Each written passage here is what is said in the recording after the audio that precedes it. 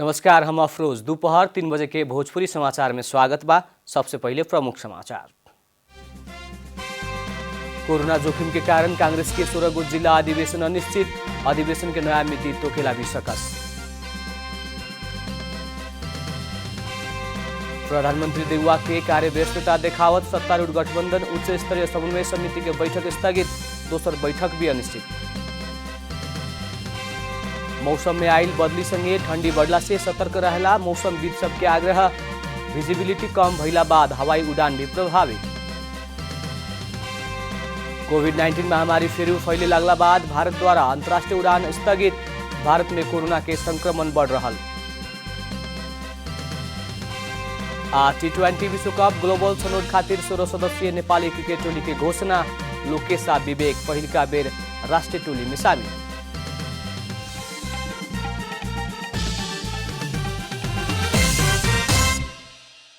अब पूरा समाचार। नेपाली कांग्रेस के 16 गो जिला कार्य समिति के अधिवेशन अनिश्चित फैल बा। कोविड के तेसर लहर फैलला संगे बढ़ रहल जोखिम के कारण माघ 15 गते खातिर तय भइल 16 जिला के अधिवेशन अनिश्चित फैल हा। कांग्रेस के केंद्रीय निर्वाचन समिति कुछ दिन में ही एह बारे औपचारिक निर्णय लेवे के जनौले बा। सरकार कोविड के तेसर लहर रोकथाम खातिर कहत लागू कैल निर्देशिका में 25 जने से ज्यादा शामिल होखे वाला औपचारिक भेला समारोह करेला बंदेज लगौले बा। माघ 15 गते में होके के निश्चित हो चुकल जिला अधिवेशन के नया मिति तोकेला भी कठिनाई देखल गई बा। कांग्रेस के सप्तरी, सिराहा, धनुषा, सर्लाही, महोत्तरी, रौतहट, बारा, पर्सा, मकवानपुर, चितवन, नवलपुर, सिन्धुपाल्चोक, रसुआ, कैलाली, बाँके आ अछाम के जिला अधिवेशन होखे के बाकी बा। प्रधानमंत्री शेरबहादुर देउवा के व्यस्तता के कारण सत्तारूढ़ गठबंधन के बैठक स्थगित फैल बा। आज दोपहर 4 बजे गठबंधन समन्वय समिति के बैठक प्रधानमंत्री निवास बालुवाटार में बैठे के तय भइल रहे।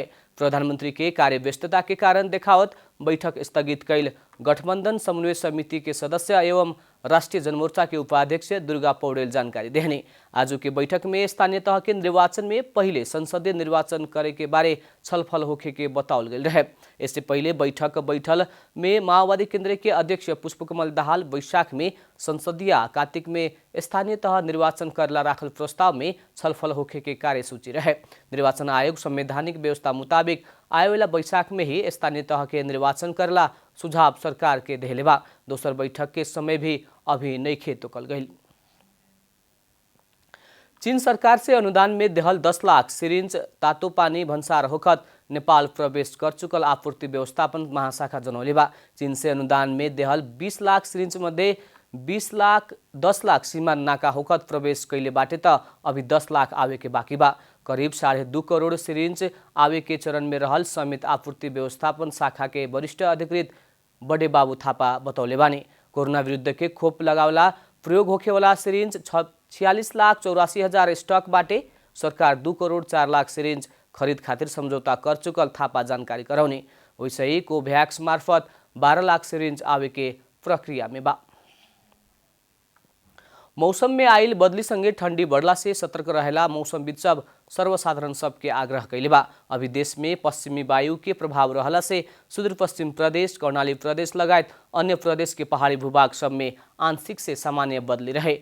पश्चिमा पूर्वी तराई भेग में कुहा लागल बाटे। आज प्रदेश नंबर 1, बागमती प्रदेश, गंडकी प्रदेश, कर्णाली प्रदेश तथा सुदूरपश्चिम प्रदेश के 1-2 स्थान सब में हल्का वर्षा की संभावना बाटे। सुखा शनिचर के भी प्रदेश के कुछ स्थान सब में हल्का वर्षा की संभावना बाटे। आज देश के पहाड़ी भूभाग के कुछ स्थान सब में हल्का वर्षा के साथ देश के उच्च पहाड़ी तथा हिमालय भूभाग के कुछ स्थान सब में हल्का हिमपात के संभावना रहल बा। देश भर ठंडी अभी भी बढ़े के क्रम में रहला से ठंडी से बचेला आवश्यक सुरक्षा तथा सतर्कता अपनावेला मौसम पूर्वानुमान महाशाखा आग्रह कैले बा। वैसे ही मौसम के कारण आज देश भर हवाई सेवा भी अवरुद्ध भइल बा। विमानस्थल से देहल जानकारी मुताबिक आज विजिबिलिटी कम होके के साथे तराई के जिला सब में कुहा के प्रभाव से उड़ान प्रभावित भइल बा। भोजपुरी समाचार में अब छोट विश्राम।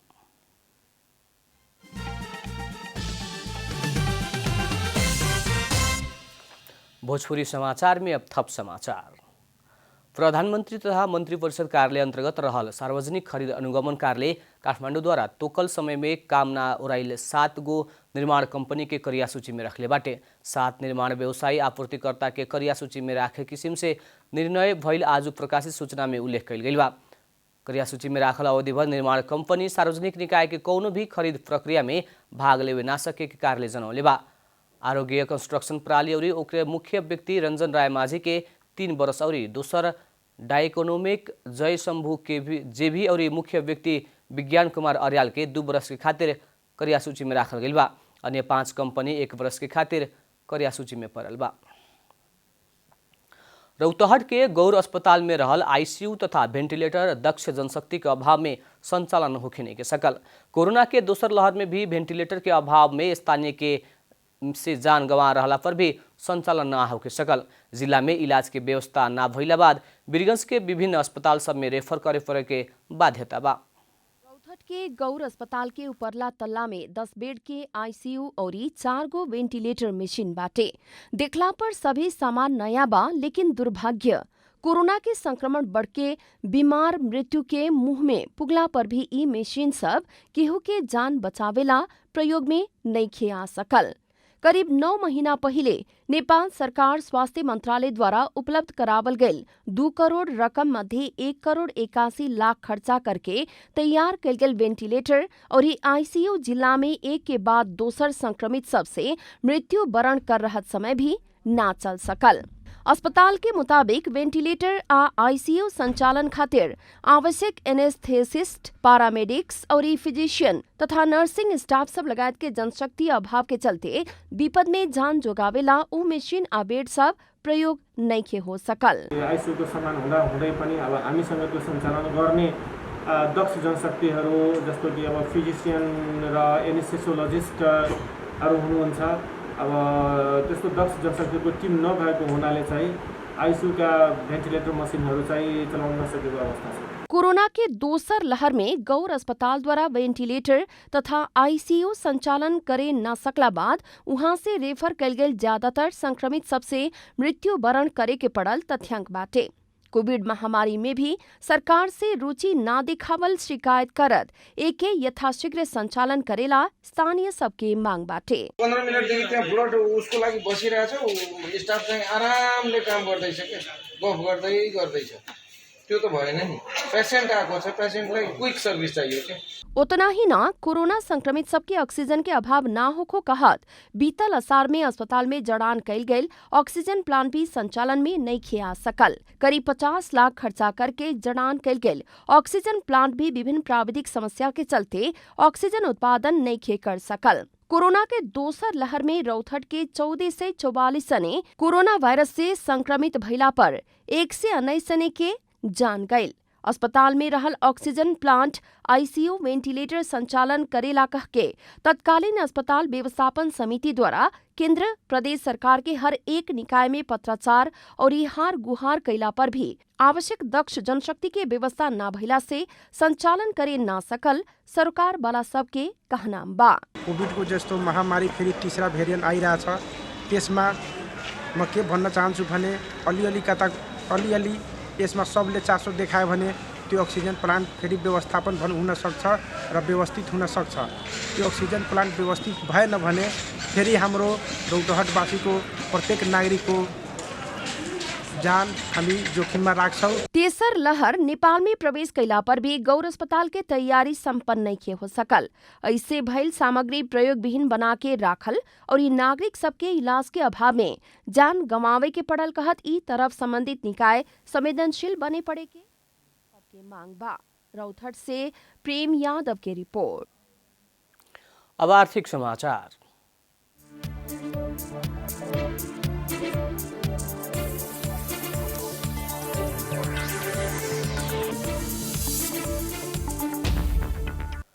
कोविड के पहिलका संक्रमण पहले से असहज बनल चीन तरफ के नाका आवे वाला दिन में सहज होके के संभावना बढ़ल बा।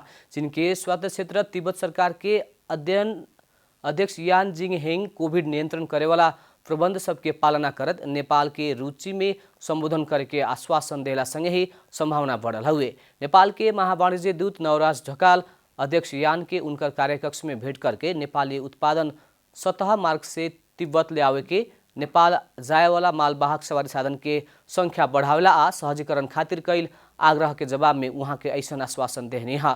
भेंट के अवसर में नेपाल में चिनिया लगानी प्रवर्धन समसामयिक और द्विपक्षीय हित के विषय में साथे सड़क रेल प्रसारण लाइन से संपर्क संचार विस्तार करे के संबंध में महावाणिज्य दूत ढकाल तिब्बत सरकार के ध्यानाकर्षण कराउने हैं।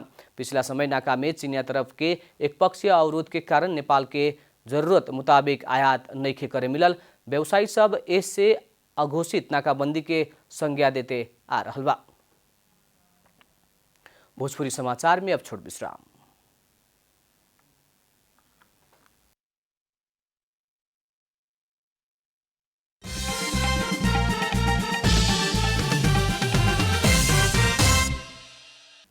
भोजपुरी समाचार में अब अंतर्राष्ट्रीय समाचार। कोभिड-19 महामारी फेरू फैले लगला बाद फरवरी 28 तक ले भारत से बाहर जाए वाला अन्य देश से भारत आए वाला संपूर्ण अंतर्राष्ट्रीय उड़ान स्थगित कइल गइल बा। तीव्र रूप में फैल रहल कोरोना के जोखिम कम करेला भारत से उड़ान स्थगित कइल भारतीय उड्डयन अधिकारी सब जानकारी देले बा। भारत के नागरिक उड्डयन महानिर्देशनालय से जारी कइल परिपत्र मुताबिक नागरिक उड्डयन संगे संबंधित निकाय से स्वीकृति लेहला और सबै कार्गो संचालन तथा उड़ान खातिर यी प्रबन्ध लागू नइखे कइल गइल। पिछला निर्णय मुताबिक भारत से विदेश जाएवाला आ विदेश से भारत आएवाला अंतर्राष्ट्रीय वाणिज्य यात्रु सेवा के फरवरी 28 के मध्यरात 12 बजे तक विस्तार करे के निर्णय कइल गइल बाटे। लेकिन एयर बबल प्रबंध अंतर्गत दोनों देश बीच समझौता होके संचालन होखेवाला उड़ान सब ई निर्णय से प्रभावित ना होखे के बतावल गइल बा। बढ़ते जा रहल कोविड संक्रमण के फैलावट के नियंत्रण करेला भारत सन 2020 मार्च के अंत और राष्ट्रव्यापी लॉकडाउन के साथ अंतर्राष्ट्रीय तथा राष्ट्रीय उड़ान सब स्थगित कइल गइल रहे। लेकिन करीब 2 महीना बाद 25 मई 2020 में घरेलू उड़ान फेरू संचालन में आयल रहे। अब खेलकूद समाचार।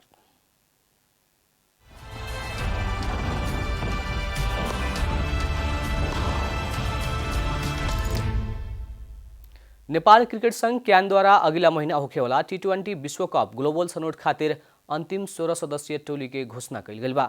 अंतिम 16 टीम में नेपाली में संदीप लामिछाने, कुशल भुर्तेल, आसिफ शेख, दीपेन्द्र सिंह ऐरी, ज्ञानेन्द्र मल्ल बाडन लोग। वही लेखा शरद भेसवाकर, आरिफ शेख, करण केसी, जितेन्द्र मुखिया, अविनाश बोहरा, शहाब आलम, कुशल मल्ल, कमल सिंह ऐरी, विवेक यादव, प्रदीप एरिया, लोकेश बम्बी अंतिम 16 में पड़ल बाडन।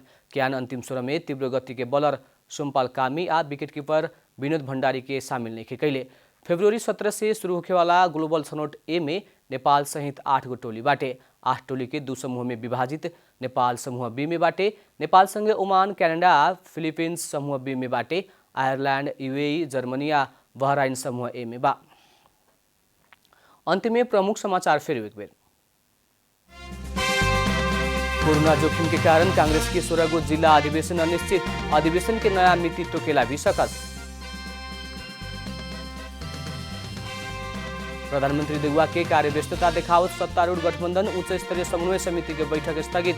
दोसर बैठक भी अनिश्चित। मौसम में आयल बदली संगे ठंडी बढ़ला से सतर्क रहेला मौसमविद सबके आग्रह। विजिबिलिटी कम भइला बाद हवाई उड़ान भी प्रभावित। कोविड-19 महामारी फिर फैले लगला बाद भारत द्वारा अंतर्राष्ट्रीय उड़ान स्थगित। भारत में कोरोना के संक्रमण बढ़ रहा। T20 विश्वकप ग्लोबल छनौट खातिर 16 सदस्यीय नेपाली क्रिकेट टोली के घोषणा। लोकेश आ विवेक पहिलका बेर राष्ट्रीय टोली में शामिल।